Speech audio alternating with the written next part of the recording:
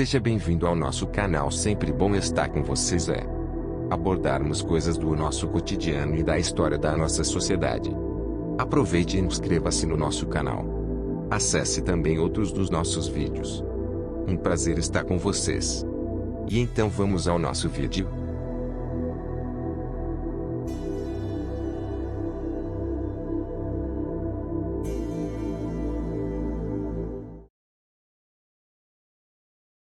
Hoje vamos falar da origem dos toca-discos. Toca-discos, português brasileiro, ou gira-discos, português europeu, é um aparelho eletrônico ou aparelho de som para tocar discos de vinil.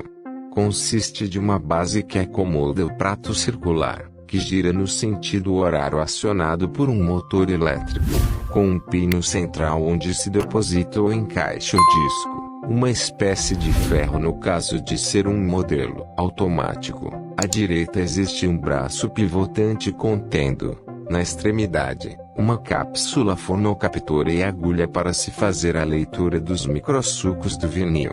Para se ouvir um disco, desde o início, a agulha é colocada na borda externa do disco. As velocidades de rotação do prato podem ser de 16, 33 e 13. 45 ou 78 RPM, dependendo do modelo do toca-discos e do disco que será tocado.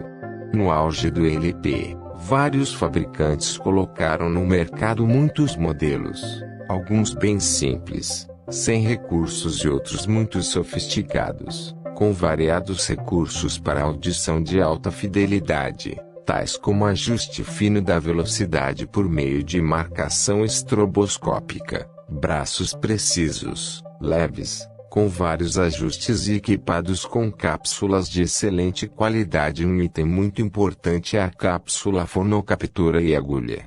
Os toca-discos mais simples possuem cápsulas de pouco desempenho, enquanto que os toca-discos de alta fidelidade possuem cápsulas com excelente desempenho e com resposta de frequência superior, fazendo uso de agulhas elípticas que melhor se ajustam aos sucos do vinil, permitindo uma leitura mais precisa e resultando em reprodução sonora superior.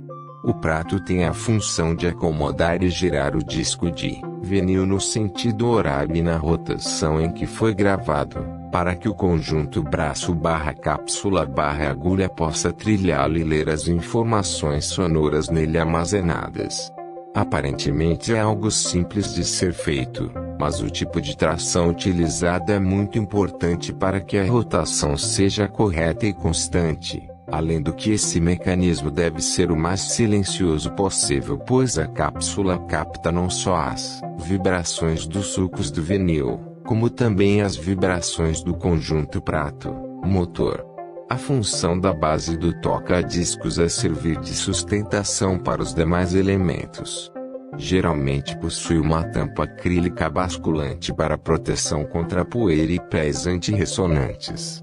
A base geralmente é fabricada em madeira revestida ou pintada, mas utilizam-se diversos materiais, tais como plástico, vidro e acrílico. Ela deve ser perfeitamente plana e nivelada, para não afetar a correta leitura do disco. O tipo de montagem da base pode ser inteiriça, ou sobre uma segunda base chamada de plinth, que a separa da primeira. Essa separação algumas vezes é feita através de molas que têm a função de absorver vibrações que podem ser transmitidas à base de sustentação para evitar um efeito conhecido como realimentação acústica. Existem 3 sistemas de tração, que fazem girar o prato, por polia, correia ou acionamento direto. O sistema de polia consiste basicamente de uma polia de borracha ligada ao eixo do motor, que em contato com o prato faz girar. É um sistema barato, mas que pode ocasionar ruídos perceptíveis na audição rumble. Desse modo é muito utilizado em toca-discos mais simples e baratos, ou nos mais antigos. No entanto, há aparelhos cuja construção reduz muito esse ruído, como os Garrard 401, muito usados profissionalmente a partir do final da década de 1960. Atualmente um aparelho de referência que usa esse sistema é o Garrard 501. O segundo utiliza uma correia de borracha que abraça o eixo do motor e o prato. É um sistema normalmente muito silencioso, preferido por muitos audiófilos em toca-discos e Gendy, especialmente pelo fato de este sistema de tração transmitir menos emissões eletromagnéticas que possam ser captadas pela cápsula fonocaptora. No terceiro sistema, o próprio eixo do motor é o eixo do prato. É considerado o melhor de todos pelos DJs, devido ao alto torque que esse sistema proporciona, porém é o mais caro e o mais difícil de ser construído, pois utiliza motor mais elaborado e circuitos eletrônicos para regular a rotação do prato. Algumas cápsulas fonocaptoras podem eventualmente captar algum ruído, conhecido como normalmente de 50 Hz ou 60 Hz, proveniente das emissões eletromagnéticas desse sistema. O sistema estroboscópico é um indicador por meio do qual o prato, na correta rotação, é mostrado aparentemente estacionário, quando iluminado por uma luz em certa frequência, 50 ou 60 Hz. Isso é possível através de uma faixa de pontos ou marcações em torno de suas bordas ou sobre os mesmos, iluminada por uma lâmpada neon ou um LED que emite luz através de pulsos controlados por um circuito especial. Quando a velocidade do prato estiver ajustada corretamente em 33,13, por exemplo, os pontos parecem estacionados. A função do braço é servir de suporte para que a cápsula fonocaptora e sua agulha trilhem os microsucos do disco. No braço dos toca-discos ficam, entre outros, o sistema de lift, os ajustes de forca anti-resvalo, pressão da agulha e o cabeçote ou shell, que serve de suporte e ajuste para a cápsula fonocaptora.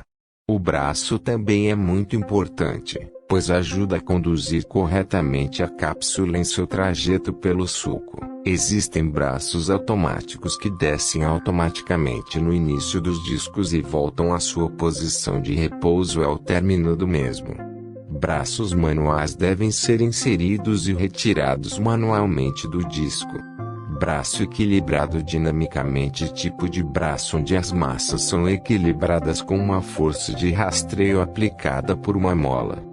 Braço equilibrado estaticamente, as massas são inicialmente equilibradas, para o posterior reequilíbrio, com um peso determinado, por meio de uma massa concêntrica ao braço. Braço tangencial, radial tornearm. Este tipo de braço trilha o disco de vinil tangencialmente, para que não haja erro de rastreio. A pressão da agulha ou força de rastreio ou tracking e força é a força vertical, em gramas, exercida pela agulha sobre o sulco do disco e varia conforme o modelo e tipo de cápsula. Deve ser elevada o suficiente para manter o contato da agulha com o sulco durante todo o rastreio. Um valor baixo ou mais elevado aumentará o desgaste do disco. Muitas cápsulas operam melhor na metade superior de suas faixas de pressão recomendadas. Esse ajuste é obtido no braço através de um sistema de contrapeso graduado em gramas.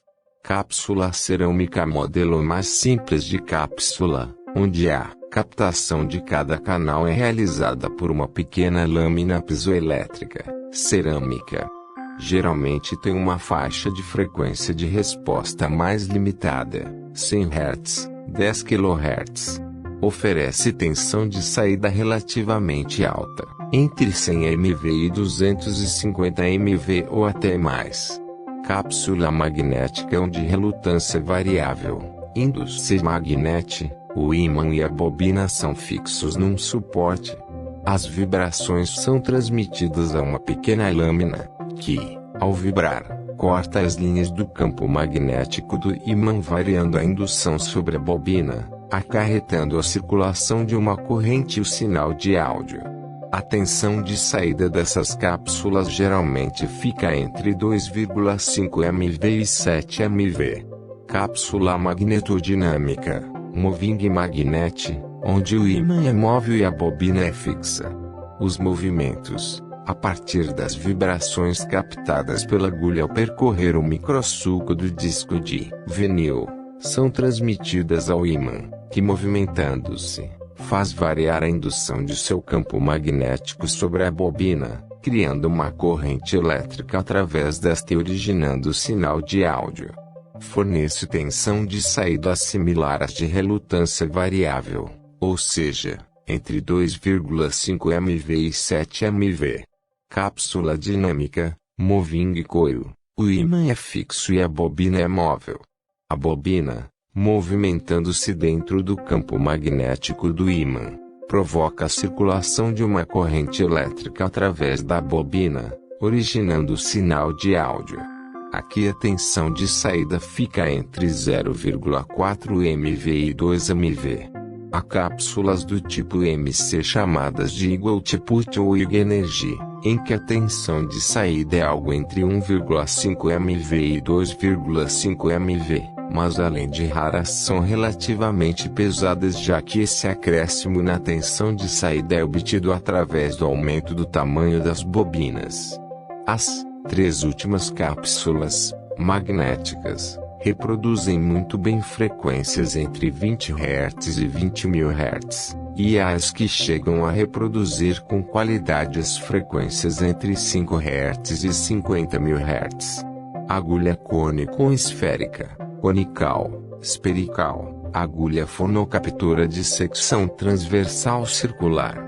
Agulha elíptica ou birradial de seção transversal semelhante a uma elipse, que emprega 2 raios de circunferência diferentes. Existem ainda vários outros tipos de agulhas especiais, feitas com o objetivo de enfatizar certas características de captação das paredes dos sulcos dos discos, como as agulhas Line Contact, Stereoedron ou Shibata.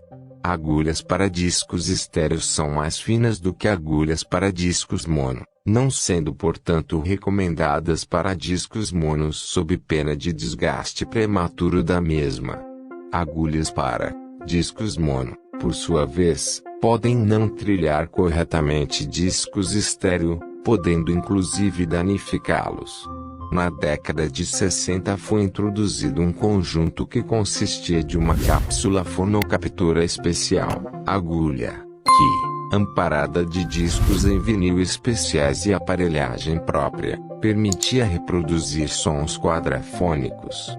Devido ao alto custo de produção e da aparelhagem necessária aos ouvintes, além de problemas de compatibilidade entre um sistema quadrafônico e outro, pouquíssimos títulos de LP foram lançados em quadrifonia, permanecendo atualmente em quase esquecimento.